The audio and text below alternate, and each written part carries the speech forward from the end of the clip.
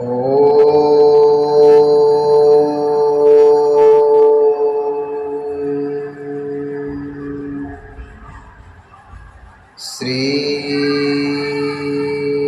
सांब शिवाय नमः। ओम श्री गणेशाय नमः। श्री शिवाय नमस्तुभ्यं। श्री शिवाय नमस्तुभ्यम्। अथ सप्तदशोऽध्यायः। अथ सप्तदशोऽध्यायः।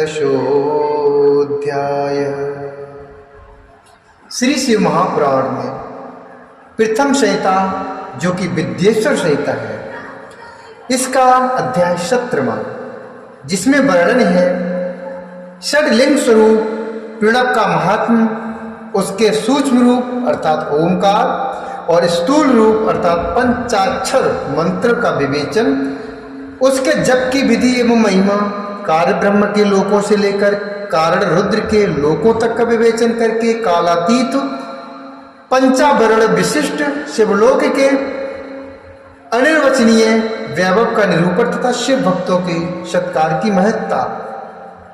ऋषिगण बोले,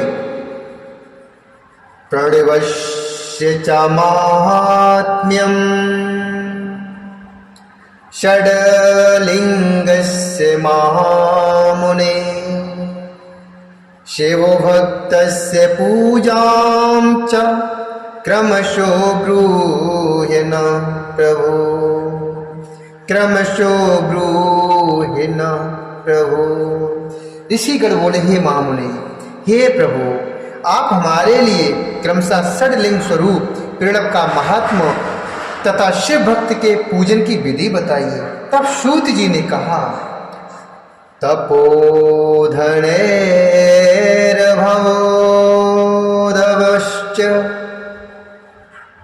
सम्यक् प्रश्नस्त्वयं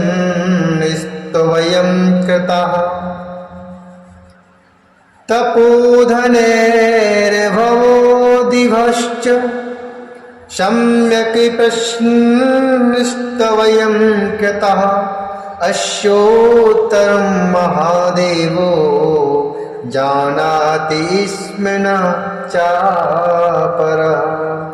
अश्योत्तरं महादेवो जानाति स्म न चापरः। तथापि वच्छेतमहं शिवस्य कृपयैव हि। शिवोष्मकामाकं च युष्माकं रक्षां गृह्णातु भूरिशा। शिवोष्माकं च युष्माकं रक्षां गृह्णातु भूरिशः। सूत जी ने कहा, हे महर्षियों, आप लोग तपस्या के धनी हैं। आपने यह बड़ा सुंदर प्रश्न किया। आपने यह बड़ा सुंदर प्रश्न उपस्थित किया, किंतु इसका ठीक ठाक उत्तर महादेव जी ही जानते हैं, दूसरा कोई नहीं। तथापि भगवान शिव की कृपा ही अर्थात भगवान शिव की कृपा से ही मैं इस विषय का वर्णन कर पाऊंगा। वे भगवान शिव हमारी और आप लोगों की रक्षा महान भार बारंबार स्वयं ही ग्रहण करें। नाम है प्रकृति से उत्पन्न संसार रूपी महासागर का। प्रणव इसे पार करने के लिए दूसरी अर्थात नव नाव है। इसलिए विद्वान इस ओमकार को प्रणव की संज्ञा देते हैं। ओमकार अपने जप करने वाले साधकों से कहता है, प्रपंच न नहीं है, वह तुम लोगों के लिए। अतः इस भाव को लेकर भी ज्ञानी पुरुष ओम को प्रणव नाम से जानते हैं। इसका दूसरा भाव यही है, प्रकर्षेण न नयेत वह युष्मान मोक्षम इति वा प्रणवः। अर्थात यह तुम सबको अर्थात यह तुम सब उपासकों को बलपूर्वक मोक्ष तक पहुंचा देगा। इस अभिप्राय से भी इसे ऋषि मुनि प्रणव कहते हैं। अपना जप करने वाले योगियों के तथा अपने मंत्र की पूजा करने वाले उपासक के समस्त कर्मों का नाश करके यह दिव्य नूतन ज्ञान देता है, इसलिए भी इसका नाम प्रणव है। उन माया रहित महेश्वर को ही नव अर्थात नूतन कहते हैं। वे परमात्मा प्रकृष्ट रूप से नव अर्थात शुद्ध स्वरूप है, इसलिए प्रणव कहलाते हैं। प्रणव साधन को नव अर्थात नवीन शिव स्वरूप कर देता है, नवीन कर देता है, इसीलिए भी विद्वान पुरुषों से प्रणव कहते हैं। अथवा प्रकृष्ट रूप से नव दिव्य परमात्मा ज्ञान प्रकट करता है, इसीलिए वह प्रणव कहा गया है। प्रणव के दो भेद बताए गए हैं, स्थूल और सूक्ष्म।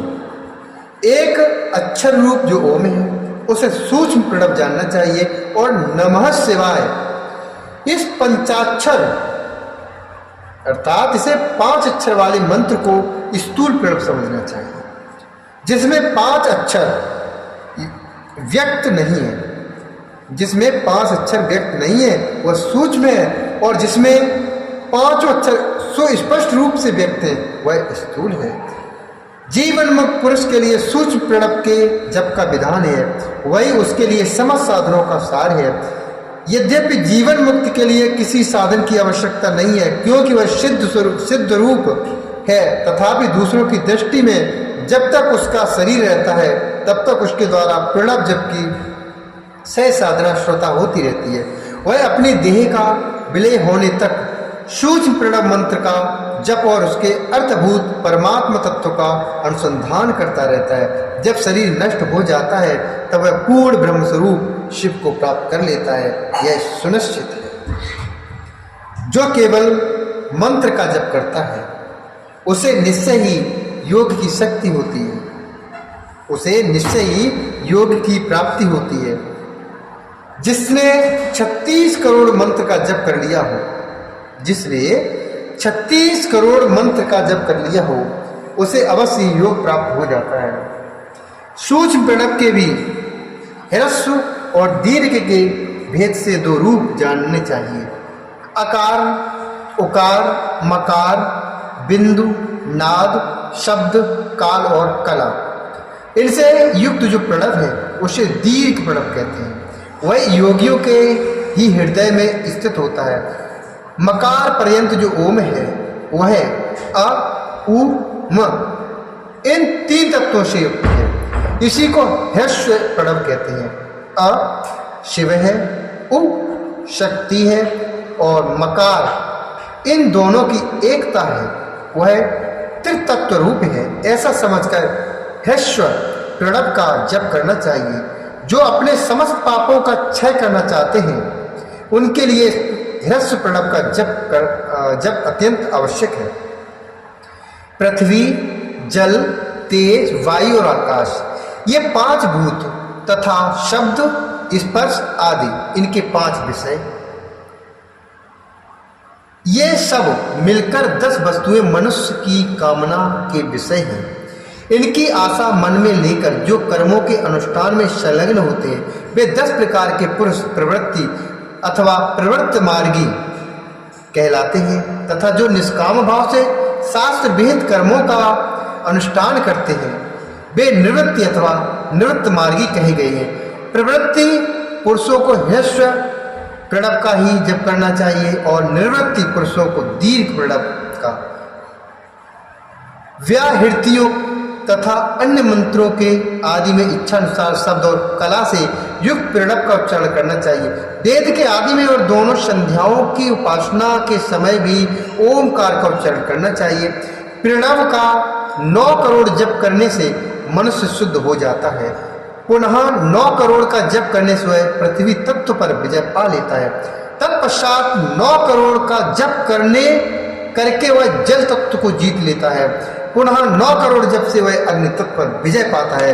तदंतर फिर 9 करोड़ का जप करके वह वायु तत्व पर विजयी होता है और फिर 9 करोड़ के जप से आकाश को अपने अधिकार में कर लेता है। इसी प्रकार 9 करोड़ का जप करके वह क्रमशः गंध, रस, रूप, स्पर्श और शब्द पर विजय पाता है। इसके बाद फिर 9 करोड़ का जप करके अहंकार को भी जीत लेता है। हे दुजो, मनुष्य 1000 मंत्र के जप करने से नित्य शुद्ध होता है। इसके अनंतर अपनी शुद्धि के लिए जप किया जाता है। इसके अनंतर अपनी सिद्धि के लिए जप किया जाता है। इस तरह 108 करोड़ प्रणव का जप करके उत्कृष्ट बोध को प्राप्त हुआ पुरुष शुद्ध योग प्राप्त कर लेता है। शुद्ध योग से युक्त होने पर वह जीवन मुक्त हो जाता है, इसमें कोई संशय नहीं है। सदा प्रणव का जप और प्रणव रूपी शिव का ध्यान करते करते समाधि में स्थित हुआ महायोगी पुरुष साक्षात शिव ही है, इसमें कोई संशय नहीं है। पहले अपने शरीर में प्रणव के ऋषि, छंद और देवता आदि का न्यास करके फिर जप आरंभ करना चाहिए। अकार आदि मात्रका वर्णों से युक्त प्रणव का अपने अंगों में न्यास करके मनुष्य ऋषि हो जाता है। मंत्रों के 10 विध संस्कार मात्र का न्यास तथा षड ध्वसोधन आदि के साथ संपूर्ण न्यास का फल उसे प्राप्त हो जाता है। प्रवृत्ति तथा निवृत्ति से मिश्रित भाव वाले पुरुषों के लिए स्थूल प्रणव का जप ही अभीष्ट का साधक होता है। क्रिया, तप और जप के योग से शिव योगी 3 प्रकार के होते हैं। क्रिया, तप और जप के योग से शिव योगी 3 प्रकार के होते हैं। वे क्रमशः क्रिया योगी, तप योगी और जप योगी कहलाते हैं, जो धन आदि वैभवों से पूजा सामग्री का संचय करके हाथ आदि अंगों से नमस्कार आदि क्रिया करते हुए इष्ट देव की पूजा में लगा रहता है, वह क्रिया योगी कहलाता है। पूजा में संलग्न रहकर जो परिमित भोजन करता हुआ बाह्य इंद्रियों को जीतकर वश में किए रहता है और मन को भी वश में करके पर द्रोह आदि से दूर रहता है, वह तप योगी कहलाता है। इन सभी सद्गुणों से युक्त होकर जो सदा शुद्ध भाव से रहता तथा समस्त काम आदि दोषों से रहित हो शांत चित्त से निरंतर जप किया करता है, उसे महात्मा पुरुष जप योगी मानते हैं। जो मनुष्य 16 प्रकार के उपचारों से शिव योगी महात्माओं की पूजा करता है, वह शुद्ध होकर शालोक आदि के क्रम से उत्तरोत्तर उत्कृष्टि मुक्त को प्राप्त कर लेता है। हे दुजो, अब मैं जप योग का वर्णन करता हूँ, आप सब लोग ध्यान देकर इसे सुनें।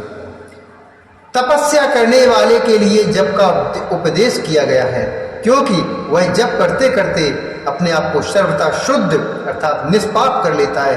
हे ब्राह्मणों, पहले नमः पद हो, उसके बाद चतुर्थी विभक्ति में शिव शब्द हो तो पंचतत्वात्मक नमः शिवाय मंत्र होता है। इसे शिव पंचाक्षर कहते हैं। यह स्थूल प्रणव स्वरूप है, यह स्थूल प्रणव रूप है। इस पंचाक्षर के जप से ही मनुष्य संपूर्ण सिद्धियों को प्राप्त कर लेता है।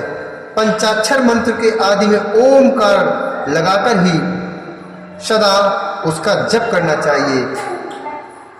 हे दुजो, गुरु के मुख से पंचाक्षर मंत्र का उपदेश पाकर जहाँ सुखपूर्वक निवास किया जा सके, ऐसी उत्तम भूमि पर महीने के पूर्व पक्ष अर्थात शुक्ल में प्रतिपदा से आरंभ करके कृष्ण पक्ष की चतुर्दशी तक निरंतर जप करता रहे। माघ और भादों के महीने अपना विशिष्ट महत्व रखते हैं। यह समय सब समयों से उत्तम माना गया है।